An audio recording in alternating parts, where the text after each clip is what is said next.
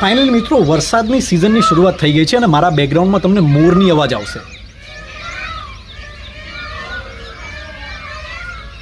સૌથી વધારે જો ખુશ થતા હોય ને તો મોર છે, કારણ કે પ્રકૃતિનો એક નિયમ છે કે સૌથી વધારે જો આનંદ આવતો હોય ને જો વરસાદની ઋતુમાં તો એ મોર છે અને પશુ પક્ષીઓ છે.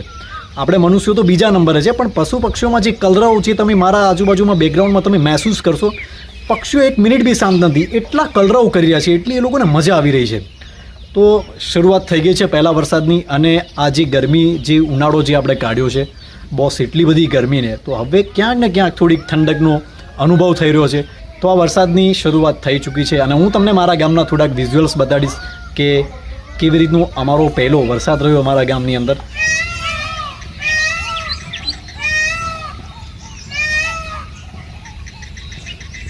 ચોમાસાની આ જ તો વસ્તુ આપણને એટ્રેક્ટ કરતી હોય ને, કે એના વરસાદી પાણી તમે જુઓ ને તો અમારા ગામમાં અત્યારે એટલું પાણી પડ્યું છે ને કે બોસ જુઓ તમે. અને વરસાદમાં કેવું હોય ખબર, વરસાદમાં ગામડા છે ને એ સ્વર્ગ બની જતા હોય.